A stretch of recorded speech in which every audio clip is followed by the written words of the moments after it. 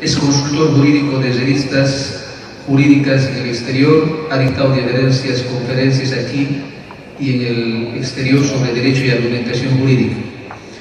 Tiene la palabra, doctor Amos Arturo Grajal.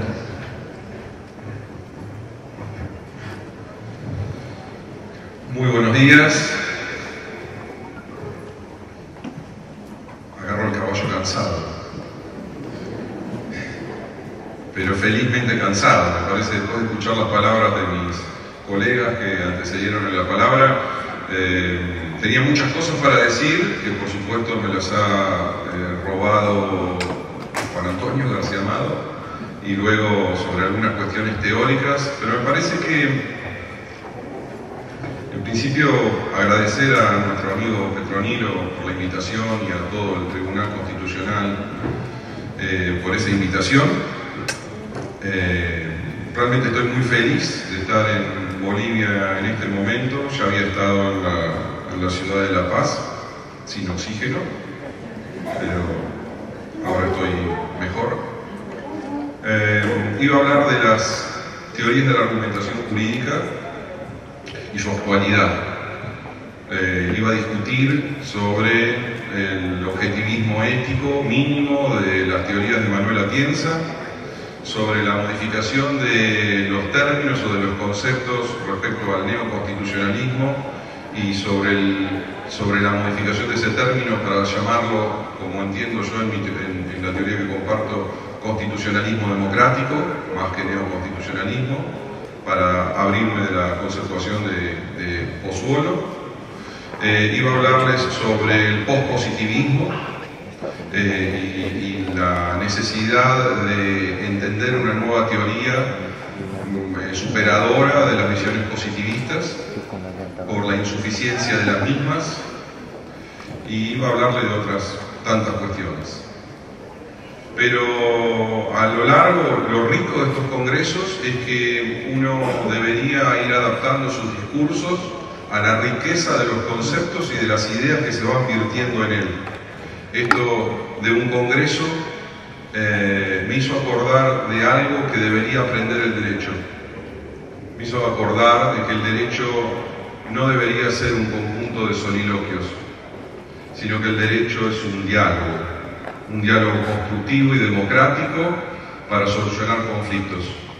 Y que por eso entonces lo que yo pudiera decir, que claramente va a estar a disposición de todos en el PowerPoint que presento respecto a la actualidad exacta de las teorías de la argumentación jurídica y de las teorías estándar de la argumentación jurídica, debería dar paso a algo mucho más básico, a algo que deberíamos recordar desde un comienzo.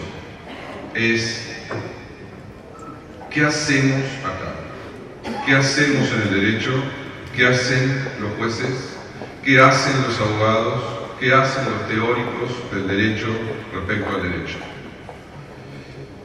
Y entiendo yo que hacemos una tarea y una praxis, como dice Manuel Atienza, una praxis para solucionar conflictos. Y somos, en definitiva, hacedores de paz, pacificadores de la sociedad y de los conflictos interpersonales que surgen en una sociedad. A veces colectivos, a veces individuales. Pero no tenemos que olvidarnos de cuál es la función. Todo el desarrollo teórico que nosotros podamos hacer es un desarrollo teórico que viene con posterioridad a entender la función, pero al mismo tiempo nos ayuda para advertir la función que tenemos. Claramente, la idea conceptual, teórica que nosotros tengamos del derecho nos posiciona en un lugar para cumplir la función. Claramente un juez que tiene una concepción del derecho desde el punto de vista del positivismo, del pospositivismo, del neonaturalismo, del realismo, juzga diferente. Y por lo tanto no tenemos que obviar esa consideración teórica interna de cada uno de los que nosotros estamos en el derecho, en el juego del derecho. Y esta concepción del derecho tiene que ser una reflexión interna de cada uno de nosotros. Por eso voy a desarrollar una primera parte teórica muy breve respecto a los concepciones del derecho y la tarea para nuestras casas que nos debemos cuando nos vayamos del Congreso, para elaborar internamente en nuestras cabezas una concepción del derecho digna, racional, leal, con nuestra forma de pensar, con nuestro esquema ideológico, con nuestra forma de proponer el derecho. Y luego voy a pasar a lo que es la base de lo que es la argumentación jurídica, que es la comunicación. Para salir de esta trampa en la que nos ha metido el derecho durante muchos años, de ejercerlo a través de un conjunto de soliloquios, donde nadie se escucha, donde cada uno dice lo que dice defendiendo ciertos intereses o en pos de defender ciertos intereses, y entonces cada uno juega un rol en compartimentos estancos sin diálogo. Les voy a proponer la idea de que el derecho se construye a partir de ese diálogo, pero para ese diálogo hay que tener una idea de la comunicación. No hay argumentación si no hay entendimiento. Es decir, que para argumentar, para convencer a alguien, primero ese otro me tiene que entender. Y para que me entienda tengo que utilizar un tipo de lenguaje, un modo de comunicación y pautar si lo que estoy haciendo es informando ideas o dialogando. Porque en función de que haga soliloquios o establezca diálogos, mi forma de construir los discursos va a ser diferente. Vamos a ver si sale. Todo esto en 7 minutos que me quedan. Facilísimo. Gracias a Juan Antonio García Amado.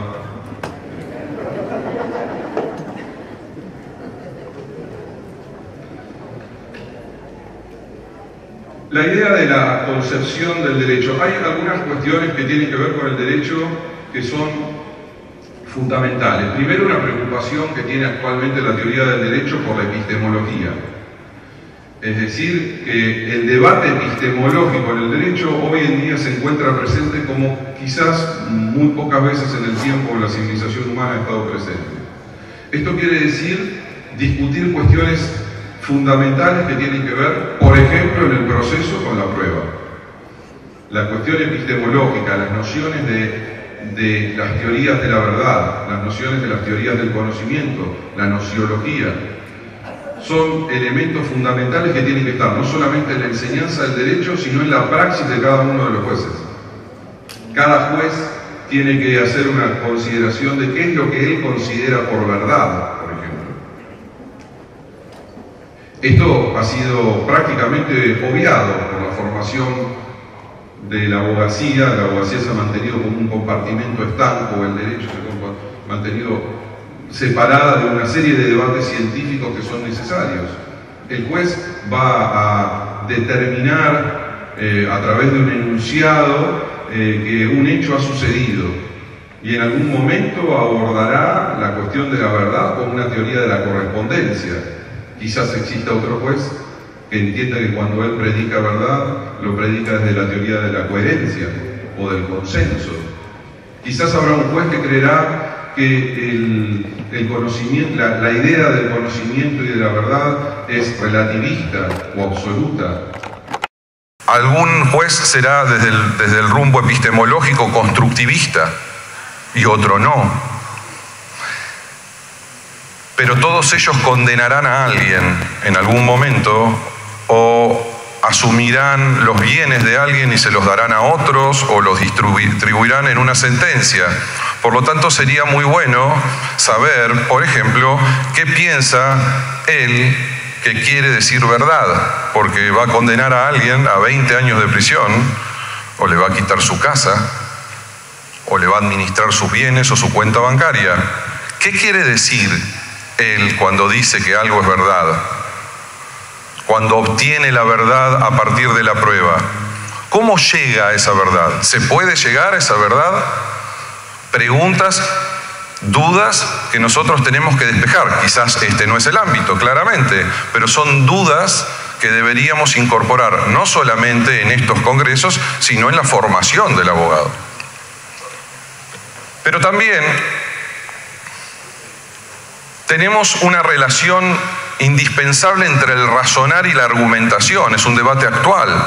No solamente razonar correctamente, sino dar buenas razones para que ese razonar correcto sea entendido, aceptado y adherido por parte de un auditorio en el sentido de Perelman en adelante. Un indispensable debate que tenemos que tener respecto a la comunicación y el derecho. ¿Cómo comunica el derecho y si es que lo hace? ¿Cómo el derecho, en mi criterio, dice que comunica cuando se cierra para la comunicación? Y finalmente, comenzar a hablar de los discursos argumentativos una vez que tengamos resuelto todo esto. Porque si nosotros no podemos despejar una serie de cuestiones que tienen que ver con las concepciones del derecho, la epistemología, el rol del juez, poco podemos aportar respecto al discurso argumentativo y su relación con el derecho.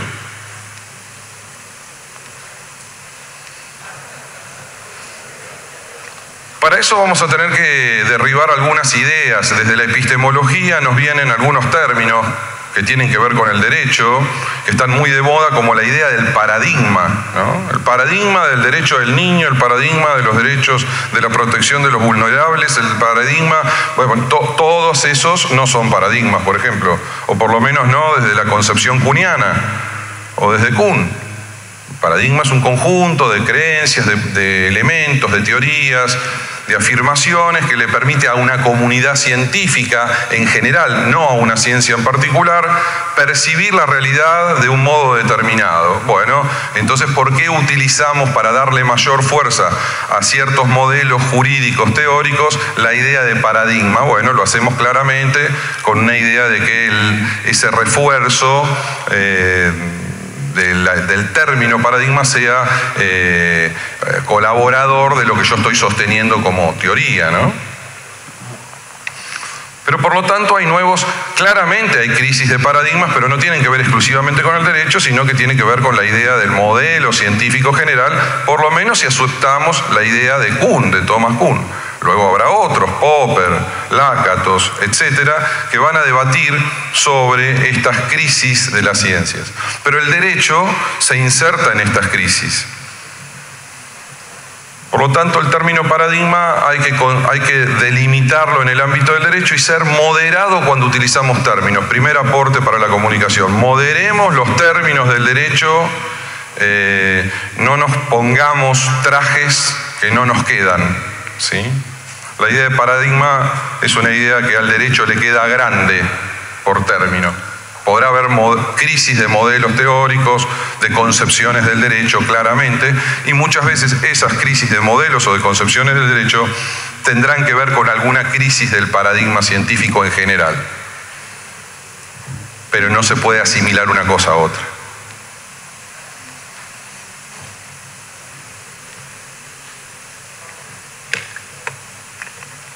¿Por qué tan preocupado en la comunicación del derecho y la argumentación jurídica?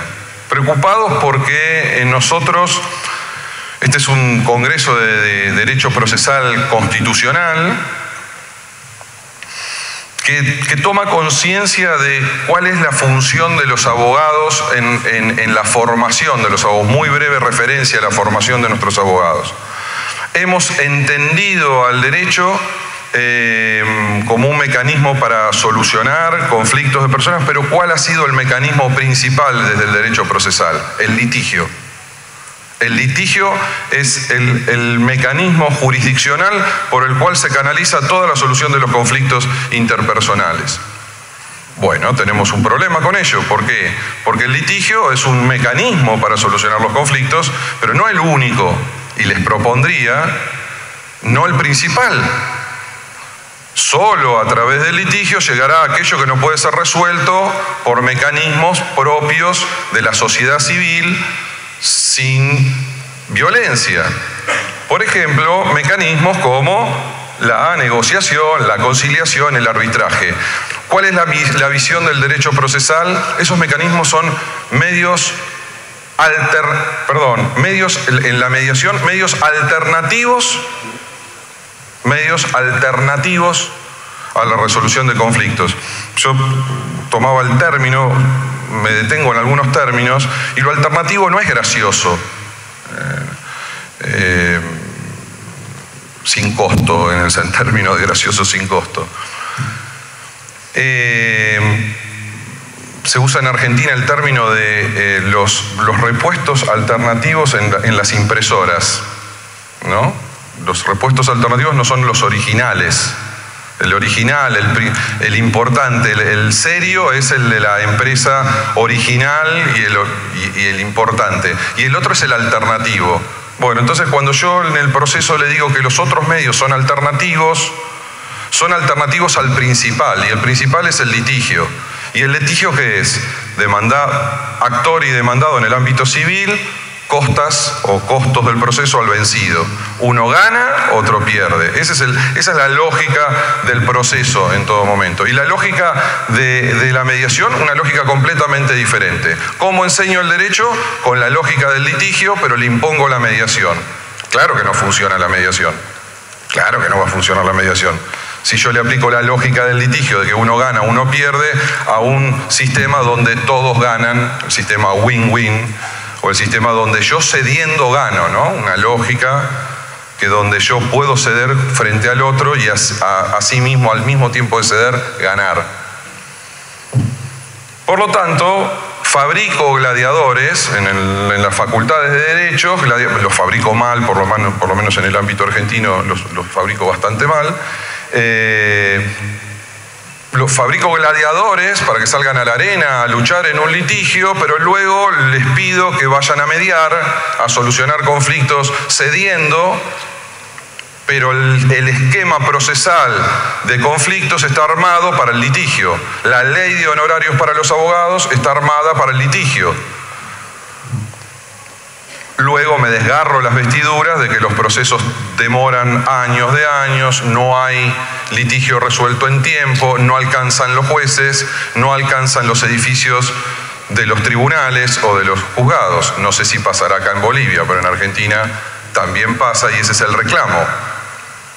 Entonces tenemos un sistema que canaliza todo el conflicto en el litigio jurisdiccional. Y ahí tenemos un problema. No hay alternatividad de la resolución de conflictos, sino que solamente pensamos en el litigio. Eso colabora y tiene que ver mucho con la argumentación, la comunicación. ¿Por qué? Porque hiperinflacionamos el sistema jurisdiccional con casos que no deberían ser resueltos en el sistema jurisdiccional.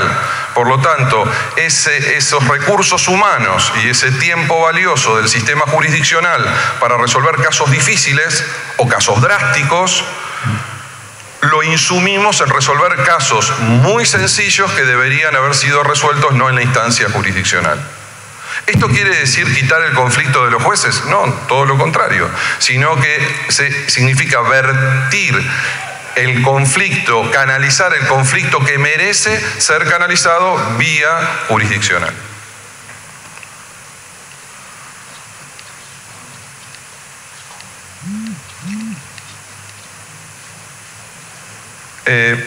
Vamos a las concepciones del derecho. Creo que nosotros deberíamos hemos debatido, sin decirlo, hemos debatido sobre diferentes concepciones del derecho.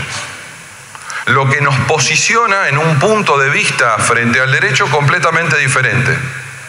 Pero esa concepción del derecho, esa concepción del derecho es un conjunto de preguntas imbricadas sobre el fenómeno jurídico, necesarias. Y la respuesta que yo dé en alguna de esas preguntas necesariamente me va a determinar la respuesta que dé en otras. Y es que no puedo contradecirme sin entrar en cortocircuito en mi función jurisdiccional cuando yo me hago estas preguntas.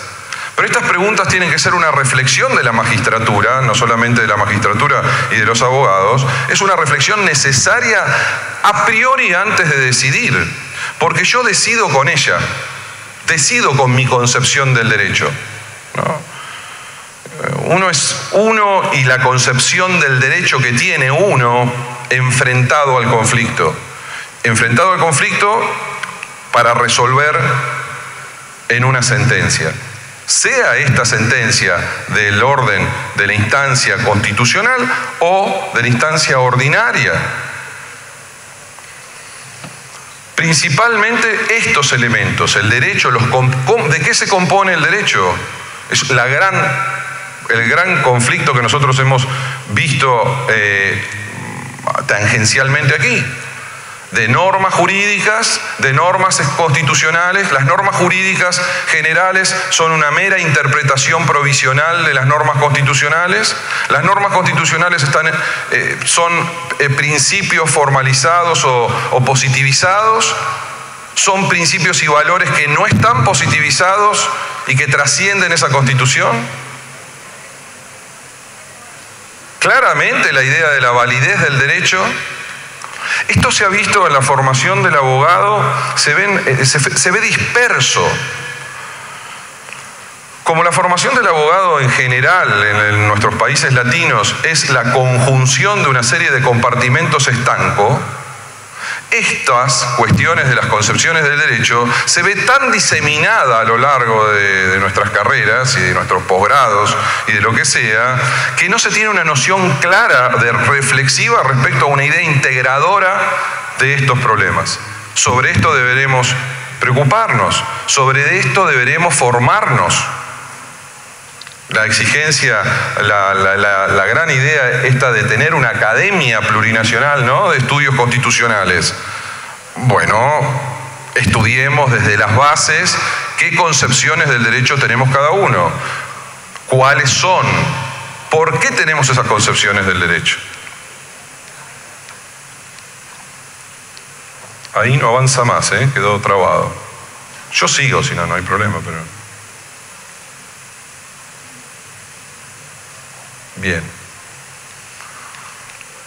Y entonces podemos tomar algunos modelos que ya Toño habló, modelos de jueces decimonónicos y modelos de jueces del siglo XX, y qué modelo de juez yo debería tener en este comienzo del siglo XXI.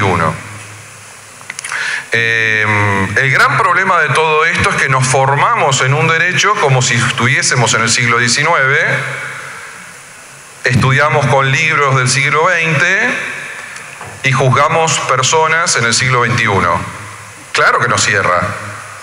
Cerremos. Claro que nos cierra.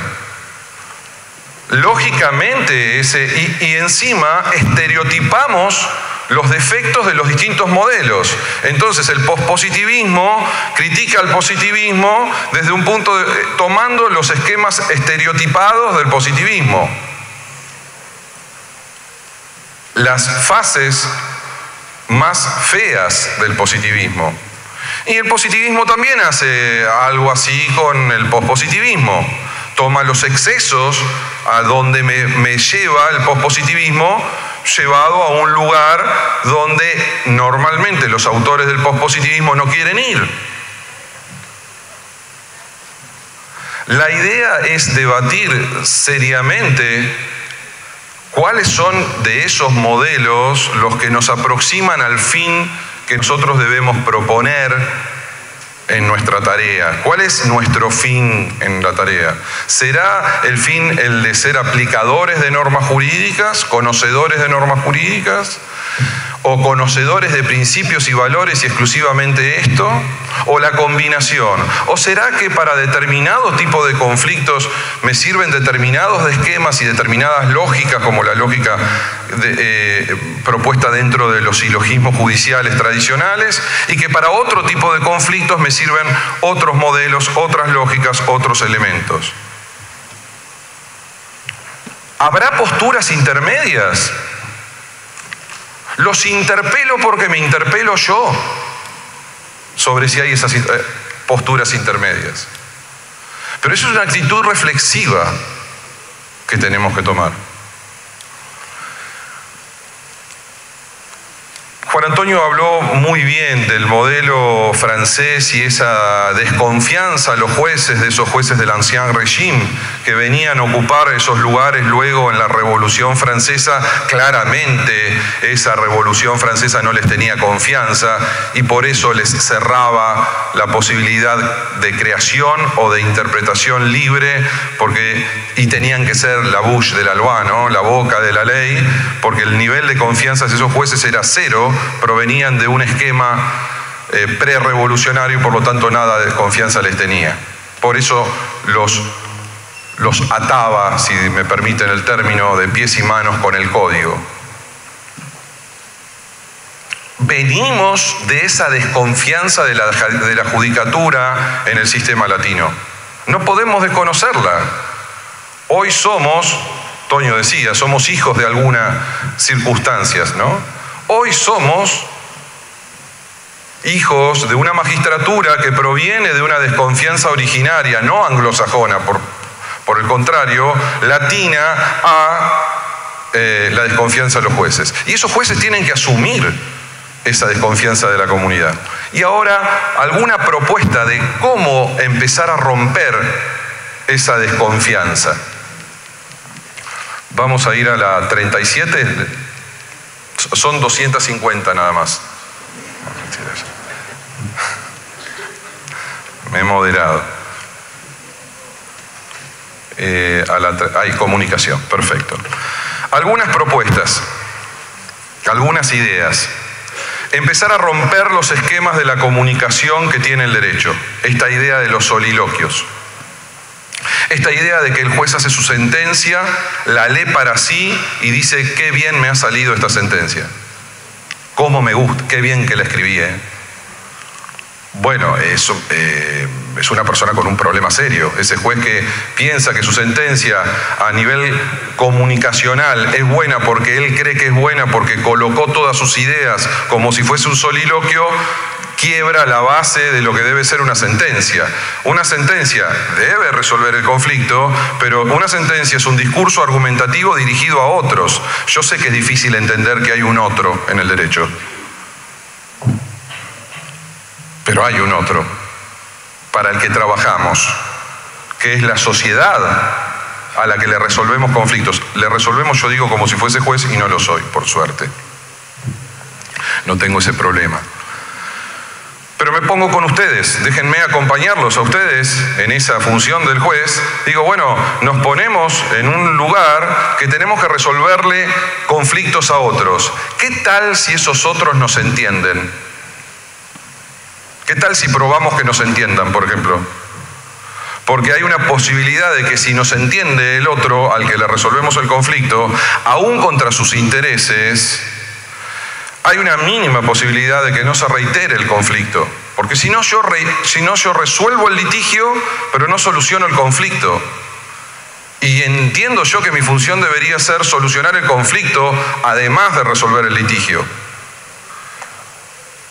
Lo que pasa es que en esa posición de resolver el litigio conforme a la visión más gramatical de la ley, a la que simplemente es la aplicación de un artículo, es una solución que muchas veces hace descansar al juez en una posición de zona confortable.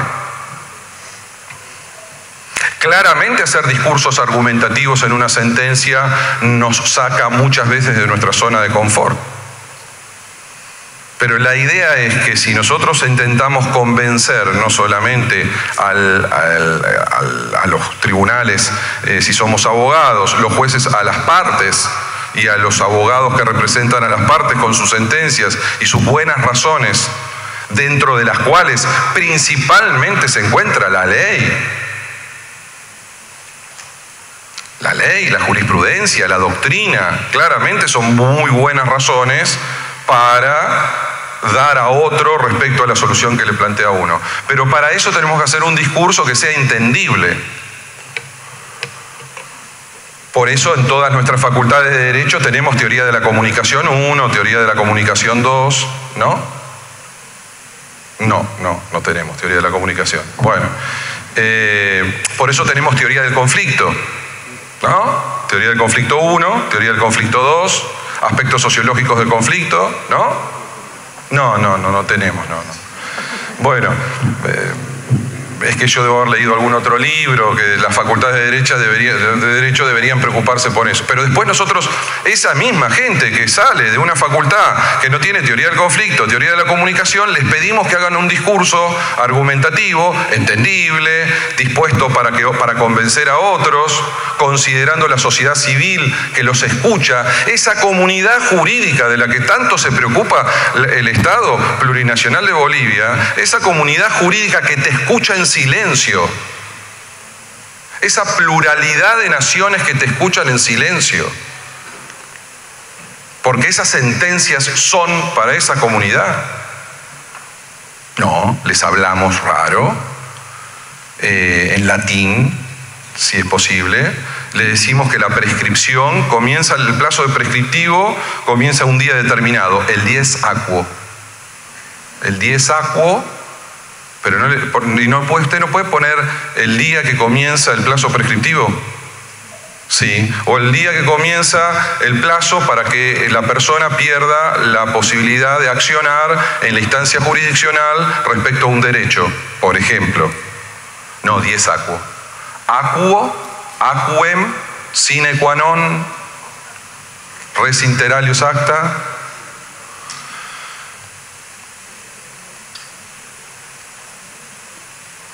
El derecho debe comunicar para ser entendible, para luego empezar a discutir de argumentación jurídica. ¿De qué argumentación jurídica vamos a hablar si comunicamos para que no nos entiendan? Claramente que no hay argumentación jurídica. No hay argumentación jurídica en el derecho. Argumentación jurídica significa que yo acepto un diálogo donde uno da buenos argumentos y buenas razones y acepto que el otro me las dé a mí. Y también acepto que esas buenas razones puedan convencer al otro, pero también que ese otro, si tiene mejores razones que las mías y son más convincentes, me pueda convencer a mí.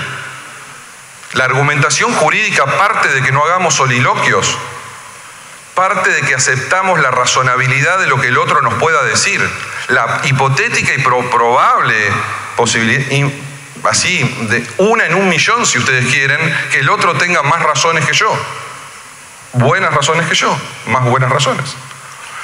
Pero el lenguaje del derecho es un lenguaje, ustedes saben que el lenguaje, la comunicación se hace con lenguaje, y ese lenguaje utiliza un esquema, ¿no? Vamos al esquema más nuevo. Utiliza un esquema, una comunicación de ida y vuelta. Ese lenguaje es un código común que nosotros tenemos. Y hay lenguajes que son lenguajes naturales, que son los que intenta la comunidad en general utilizar, simplifica, tiene problemas semánticos, sintácticos, lógicos de interpretación, pero me permite una mejor comunicación entre el grupo, la mayor cantidad del grupo.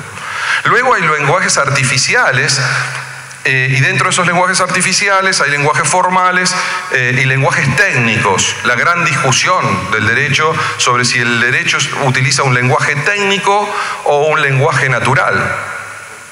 Les vengo a decir, ustedes ya lo saben desde que practican el derecho, que el derecho no es físico-matemática, no es física cuántica aplicada a la astronomía, Es una cosa mucho más sencilla que eso. No necesita un lenguaje abstracto de resolución exacta. Todo lo contrario, necesita que los otros lo entiendan. Y entonces hay un lenguaje artificial o un lenguaje formal. Pero el derecho no se conforma con eso. Utiliza otro lenguaje, que es el lenguaje de jerga.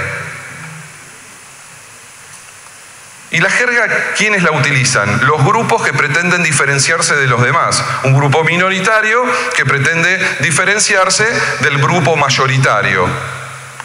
¿Para qué, precisamente? Para que el grupo mayoritario no lo entienda.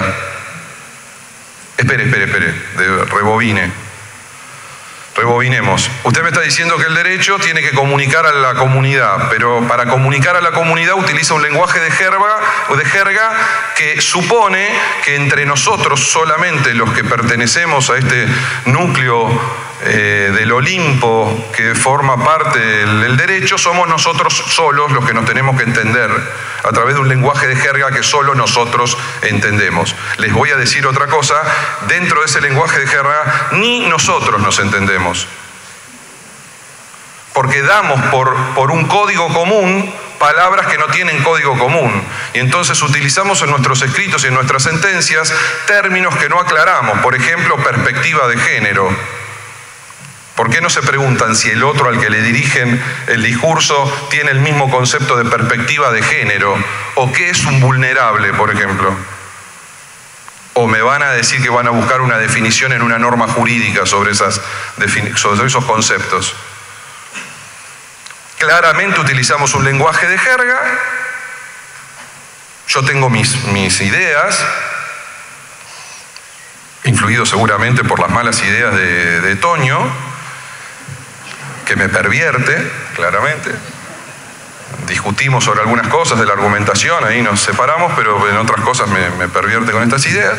Pero digo, yo creo que hay una cuestión espuria en el derecho de que utiliza lenguaje de jerga para aislarse de la gente, para predicar una erudición que no hay, para simular una erudición primero que no es necesaria y segundo que no existe. Entonces entonces cuanto más oscuro hago el lenguaje del derecho, más me separo de la comprensión de la gente y necesito que alguien le traduzca a un cliente, si soy un abogado, qué es lo que estoy diciendo en un escrito, o un juez necesita necesita de un abogado, que un abogado le traduzca su sentencia a aquel al cual condenó. Terrible. ¿Nos preocupamos por la democracia y el derecho? Terrible. Que una sentencia de un juez tenga que ser traducida a aquel al que se lo condenó a pasar 20 años de prisión en una cárcel. Por eso cuando teorizamos tendríamos que empezar a bajar a las bases. Vos gritame cuando llega el límite, ¿eh? Me gritás así fuerte. Gritar no es una buena forma de comunicar. Les doy un dato para que no me quede en el tintero. La comunicación lo que tiene que evitar es el ruido.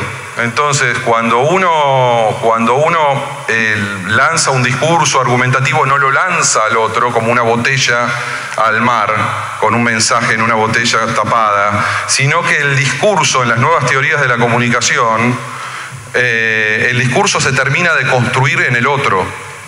El otro termina construyendo el discurso que yo le doy. El significado es una construcción bilateral, como mínimo. Por lo tanto, ese significado no lo doy yo. Por eso la sentencia leída por el propio juez y dicha, qué buena sentencia es esta, no lo puede decir salvo que se represente qué es lo que puede pensar el otro de esa sentencia.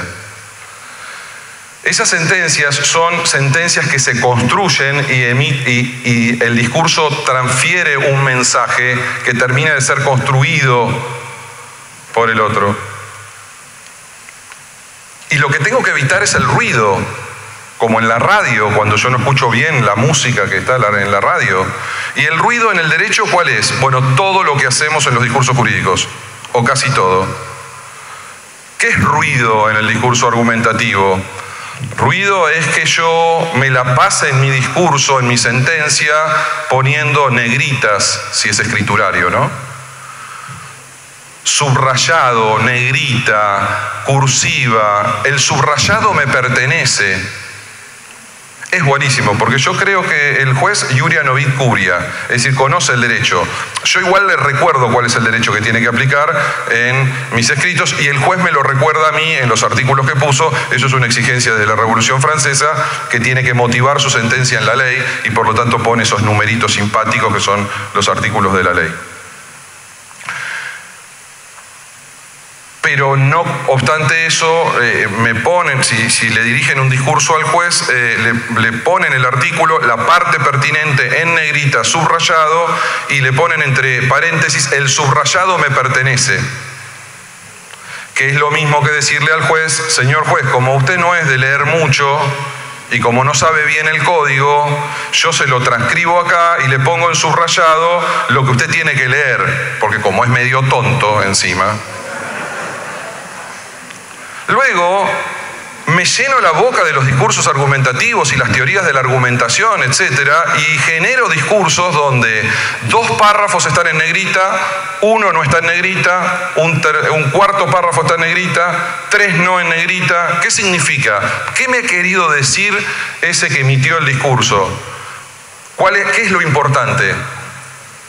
Lo que está en negrita. ¿Y qué me ha dicho al mismo tiempo de poner negrita en esos párrafos?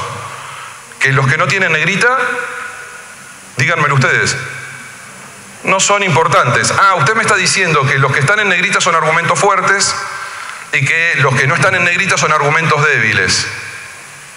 Buenísimo, todo lo que no tiene que hacer en la argumentación jurídica. Usted debería colocar solo argumentos fuertes y evitar los débiles, porque las cadenas, en este caso las redes argumentativas, se rompen por el eslabón más débil. Por lo tanto, usted me está declarando que tiene un eslabón débil en su discurso. Y una pregunta que les hago a ustedes: si es tan importante y tan fuerte el argumento, ¿para qué ponerle negrita? No, para que el juez lo lea. Para que el juez lo lea, esto no lo puede dejar de leer. Y el juez, ¿para qué pone negrita en parte de su sentencia?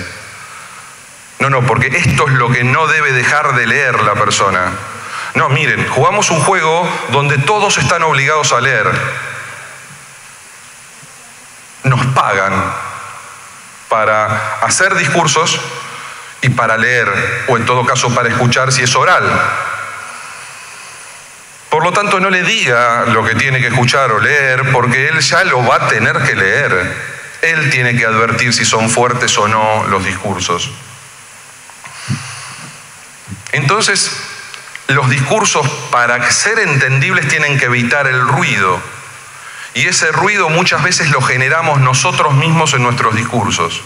Si no empezamos a pensar estas cosas, ¿qué sentido tiene discutir sobre la teoría de la argumentación de Pecksenig o Arnio o sobre la superación de la teoría de la argumentación jurídica de Alexi por parte de la visión sincrética de Atienza, para decirlo difícil y meterme en el lenguaje de jerga, ¿no?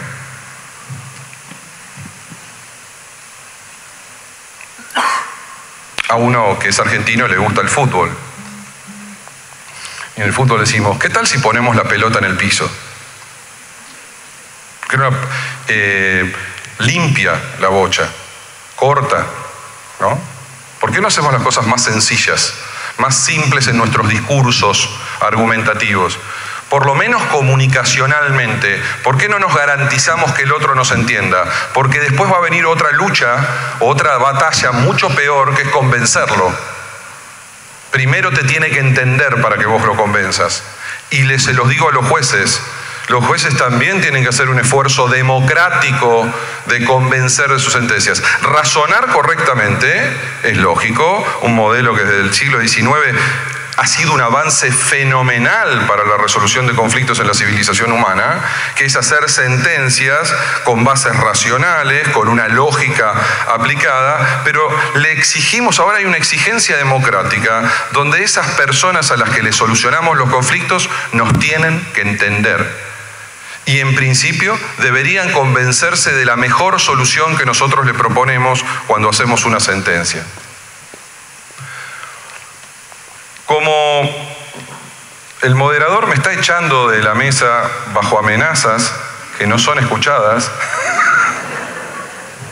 como diciendo que me va a quitar el almuerzo si yo sigo, les planteo algún cierre a esto, ¿sí? Nos podemos ir a almorzar todos tranquilos, revisando nuestros discursos argumentativos cuando hacemos nuestras sentencias, o si somos abogados y estamos aquí invitados también, revisando nuestros discursos para tratar de convencer al juez.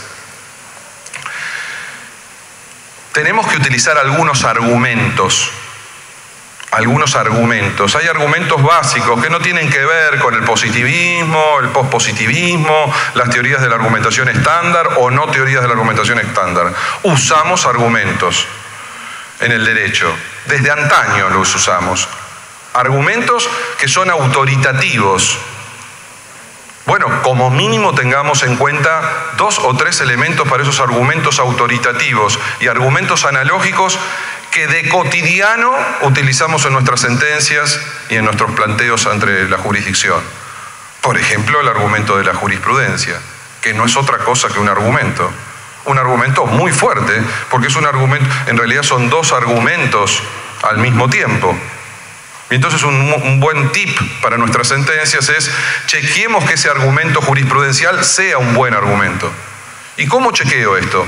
Que cumpla las funciones del argumento analógico.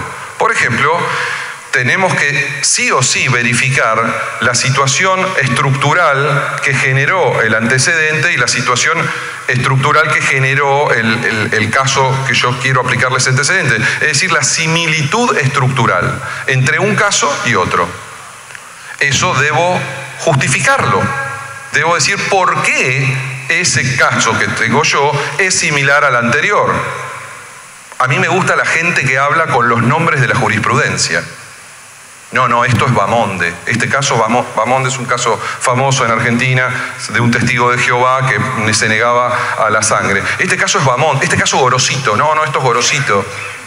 Bueno, dígame usted en su discurso argumentativo qué tiene su caso del caso Gorosito. ¿Cuál es la situación, la similitud estructural entre aquel caso y este? Luego, dígame usted por qué esta jurisprudencia es un argumento fuerte desde el punto de vista autoritativo, por ejemplo. Dígame que esta sentencia proviene de un tribunal superior formalmente a usted. O un tribunal que desde lo intelectual resulta ser un tribunal con autoridad. ¿Por qué? Porque tiene una gran eminencia del derecho formando parte de ese tribunal, o porque son los que hacen los libros, o por lo que sea. Hay determinados tribunales que, aparte de la autoridad formal, tienen una autoridad intelectual. Porque si usted me pone una jurisprudencia que solamente viene de un tribunal de primera instancia, de perdido por algún lugar del territorio, por más excelente idea que haya tenido ese juez al resolver el conflicto, bueno, no pida que ese argumento sea un argumento autoritativo ni que sea un argumento fuerte. Será una jurisprudencia que le da la razón a usted, pero eso no significa que sea un argumento fuerte. Les doy el ejemplo de la jurisprudencia porque es un ejemplo de cómo usar los argumentos. Las sentencias no son un receptáculo donde se tiren cosas sin ton ni son. No es que a la sentencia, como una ensalada, hay que darle un poco de doctrina, un poco de jurisprudencia, un poco de ley, la mezclamos, la sazonamos con sal, aceite y vinagre y la servimos. No. Debo escoger estratégicamente cuáles son los argumentos que vierto en esa sentencia, cuáles son los que no se contradicen entre sí, cuáles son los que generan una red argumentativa que sostiene la tesis que propongo. Debo volver en mis estructuras sentenciales a la vieja premisa de cualquier discurso expresivo, que es introducción, nudo y desenlace. Explíqueme cuál es la situación fáctica, proponga una tesis para resolver el problema, luego dé sus buenos argumentos para sostener esa tesis. Y esos buenos argumentos claramente serán la ley, la jurisprudencia, la doctrina, pero también otros, y permítanme ahí escaparme de la visión tradicional, los argumentos sistemáticos, los argumentos consecuencialistas, etcétera, etcétera. Hagamos una revisión de nuestra práctica jurídica y a partir de esa revisión de nuestra práctica jurídica penetremos la idea de las teorías. Pero las teorías como un sostén de nuestra práctica jurídica, porque esa práctica jurídica es la que decide la vida y la muerte de las personas, su bienestar o su mal pasar. Muchísimas gracias por escucharme. Gracias.